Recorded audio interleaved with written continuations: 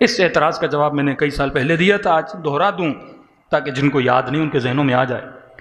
ایک اعتراض جو تقریباً شیعوں پہ کیا جاتا ہے وہ اعتراض یہ ہے کہ کہتے ہیں بھائی سارے مسلمان حضرت مہدی کو مانتے ہیں، لیکن فرق یہ ہے کہ آپ کہتے ہو پیدا ہو چکے ہیں، ہم کہتے ہیں کہ پیدا ہوں گے۔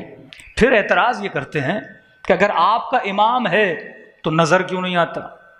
آپ کا امام ہے تو آپ اس سے مل کیوں نہیں سکتے؟ آپ کا امام ہے تو آپ اپنے مسائل حل کیوں نہیں کرواتے ہیں؟ ہسٹوریکل پرابلمز ہیں، فقہی مسائل ہیں، عقیدتی مسائل ہیں، شیعوں کی شاخیں بنتی جا رہی ہیں، تو جاؤ اپنے امام سے پوچھو کہ ہم تو آسودہ بیٹھے ہیں نا، کیونکہ ہم نے کہا پیدا نہیں ہوئے تو مسئلہ بھی نہیں۔ جو یہ دعویٰ کرتا ہے کہ اس کا امام ہے، ثابت تو اسے کرنا ہے نا کہ اگر مولا ہیں تو کہاں ہیں تو ہمارے مسائل حل کیوں نہیں ہو رہے؟ تو یہ شبہ عام ہے جو جوانوں کے ذہنوں کو گمراہ کیا جا رہا ہے۔ تو امام سے رابطہ تب مضبوط ہوگا جب اپنے بچوں کو معرفت امام زمانہ کا درس دو گے، اپنے بچوں کو بتاؤ گے کہ کیا ہے امام زمانہ، کس طرح اپنے امام سے ربط مضبوط کیا جاتا ہے۔ جب تک یہ کڑی کڑی سے نہیں ملتی تب تک انسان صراط مستقیم پہ چلنے کی طاقت نہیں رکھتا۔ اس کا ایک سمپل سا جواب ہے، دیکھیے سورج کا ہونا اور ہے، نظر نہ آنا اور ہے۔ ابھی سورج ہے، یہ نہیں کہ نہیں ہے، لیکن بادلوں نے اس کی روشنی کو آپ تک آنے سے روک لیا ہے۔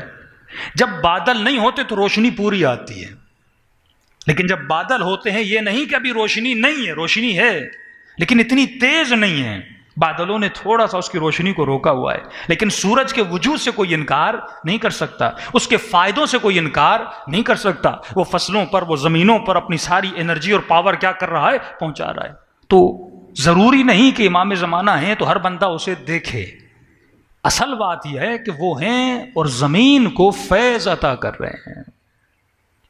صوفیہ کرام کا بھی عقیدہ ہے کہ ہر زمانے میں کسی نہ کسی قطب اعظم کا ہونا ضروری ہے، مطلب زمین خدا کبھی بھی کسی ولی سے خالی نہیں رہ سکتی۔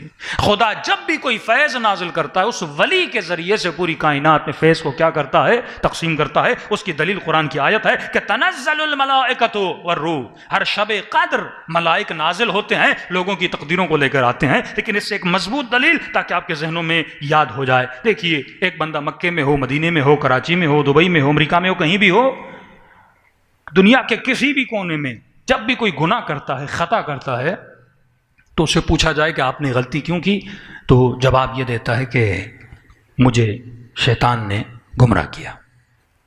اچھا، مکے میں بھی کہاں، مدینے میں بھی کہاں، کہاں تک گمراہ کرتا ہے؟ کہ جہاں تک انسان ہیں وہاں تک اس بدبخت کی پہنچ ہے، یہ لوگوں کو گمراہ کرتا ہے۔ اچھا یہ تو بتاؤ شیطان نے تجھے گمراہ کیسے کیا؟ کیونکہ جس کا قرآن پر ایمان ہے اس کا شیطان پر بھی ایمان ہے۔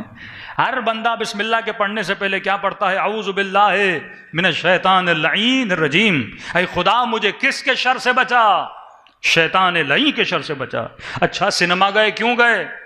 کہ مولانا شیطان نے وسوسہ کر دیا، جانا تو نہیں چاہتا تھا۔ گندی چیزیں کیوں دیکھیں؟ کہ شیطان نے گمراہ کیا۔ غیبت کیوں کی؟ کہ شیطان نے گمراہ کیا۔ بے حیائی کیوں کی؟ کہ شیطان نے گمراہ کیا۔ بے پردگی کیوں کی؟ کہ شیطان نے گمراہ کیا۔ تو مومنوں کو آپس میں کیوں لڑایا؟ کہ شیطان نے گمراہ کر دیا۔ اچھا یہ تو بتا، یہ اتنا لوگوں کو گمراہ کر رہا ہے، کبھی اس نے تیرے کان میں آ کر کہا مومن کو مومن سے لڑا؟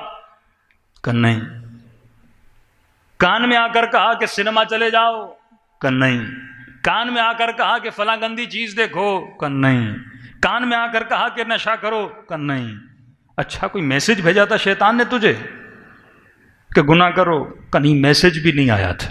اشارہ کیا تھا شیطان نے کہ فلاں جگہ جاؤ، محفل گناہ ہے، لذتیں جا کر حاصل کرو؟ کہ نہیں، اشارہ بھی نہیں کیا۔ پھر یہ بتا اس نے کیسے تجھے گمراہ کیا؟ اتنی تسلی سے تو بولتا ہے کہ مولانا شیطان نے گمراہ کیا، شیطان نے گمراہ کیا، نہ اس کا میسج آیا، نہ اس نے تجھے فون کال کی، نہ اس نے تیرے کان میں کچھ کہا، نہ خواب میں آ کر تجھے کچھ بتایا کہ نہیں مولانا ایسے گمراہ نہیں کرتا. میں نے کہا دیکھا ہے کہ دیکھا بھی نہیں ہے، بتا تو صحیح جو نظر بھی نہیں آتا، وسوسہ کر کے تجھے گمراہ کر رہا ہے. یہ کس طرح کرتا ہے کہ مولانا قرآن کی آیت ہے الذی یوسوس فی صدور الناس، یہ ملعون غیب میں رہ کے ہمارے سینوں میں وسوسہ کرتا ہے. ارے جب گمراہ کرنے والا غیب میں رہ کے گمراہ کر سکتا ہے تو کیا ہدایت دینے والا غیب میں رہ کے ہماری ہدایت نہیں کر سکتا؟